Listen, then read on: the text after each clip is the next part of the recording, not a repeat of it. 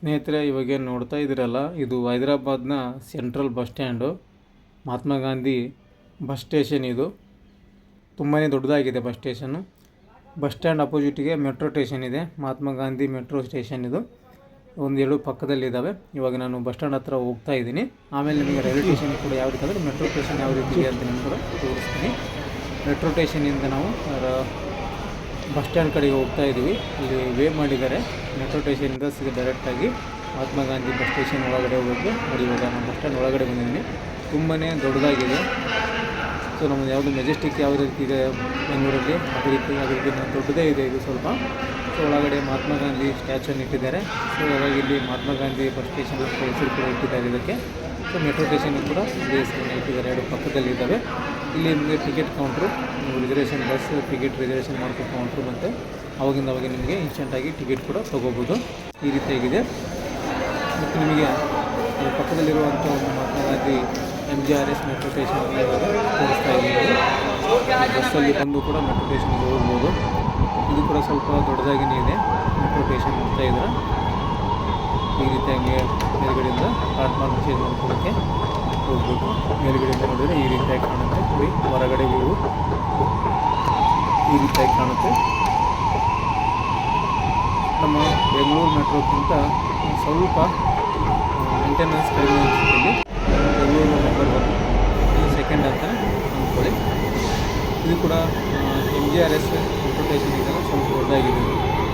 ಎಲ್ಲ ಒಂದು ಸ್ಟೇಷನ್ಗಿಂತ ಸ್ವಲ್ಪ ದೊಡ್ಡದಾಗಿದೆ MGRS. ಇದು ಇವಾಗ ಕೆಳಗಡೆ ಇಳಿತಾ ಇದ್ದೀನಿ ನಾನು. ಎಲ್ಲ ಸೇಮ್ ಇದೆ. ಬೆಂಗಳೂರು ಮೆಟ್ರೋ ಮತ್ತು ಹೈದರಾಬಾದ್ ಮೆಟ್ರೋ ಸೇಮ್ ಥರ ಇದೆ ಪ್ರೊಸೀಜರು. ಟಿಕೆಟು ಚೆಕ್ಕಿಂಗು, ಟಿಕೆಟ್ ತೊಗೊಳ್ಳೋದು ಹೋಗೋದೆಲ್ಲ ಸೇಮ್ ಇದೆ. ಬಟ್ ಮೆಟ್ರೋ ರೈಲ್ ಏನಿದೆಯಲ್ಲ ಸ್ವಲ್ಪ ಡಿಫ್ರೆಂಟ್ ಇದೆ. ನಮ್ಮದು ತುಂಬಾ ಚೆನ್ನಾಗಿದೆ ಬೆಂಗಳೂರು ಮೆಟ್ರೋ. ಸ್ವಲ್ಪ ಇಲ್ಲಿದು ಸ್ವಲ್ಪ ಡಿಫ್ರೆಂಟ್ ಆಗಿದೆ. ಇಲ್ಲಿ ನೋಡ್ತಾ ಇದ್ದೀರಿ. ಇವಾಗ ಒಳಗಡೆ ಹೋಗ್ತಾ ಇದ್ದೀನಿ.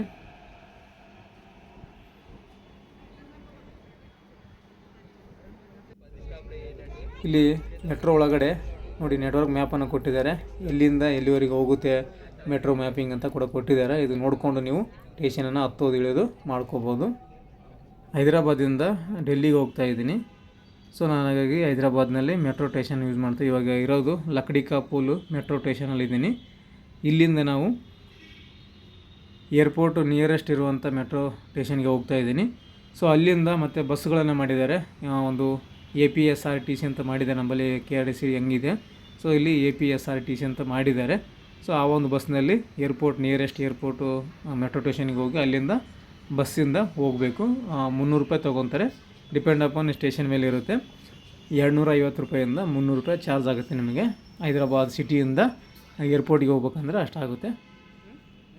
ಈ ಒಂದು ಮೆಟ್ರೋ ಸ್ಟೇಷನಲ್ಲಿ ಮೊಬೈಲ್ ಅಲೋ ಇಲ್ಲ ಸ್ನೇಹಿತರೆ. ಕ್ಯಾಮ್ರಾ ವಿಡಿಯೋ ಮಾಡಿದರೆ ನಿಮಗೆ ದಂಡ ಹಾಕ್ತಾರೆ. ಸೊ ಹಾಗಾಗಿ ಇದನ್ನು ಸಸ್ಪೆನ್ಸಾಗಿ ಸೀಕ್ರೆಟಾಗಿ ಮಾಡ್ತಾಯಿದ್ದೀನಿ. ಸೊ ಕೌಂಟ್ರಲ್ಲಿ ತಕ್ಷಣ ಮಾಡ್ಕೋಬೋದು. ನೀವು ಮೆಟ್ರೋ ಬರುವಾಗ ಹೋಗುವಾಗ ಮಾಡಿಕೊಂಡ್ರೆ ನಿಮಗೆ 500ರಿಂದ 1000 ರೂಪಾಯಿವರೆಗೂ ಪೆನಾಲ್ಟಿ ಹಾಕ್ತಾರೆ. ಸ್ವಲ್ಪ ಹುಷಾರಾಗಿರಿ ಮೆಟ್ರೋ ಸ್ಟೇಷನಲ್ಲಿ.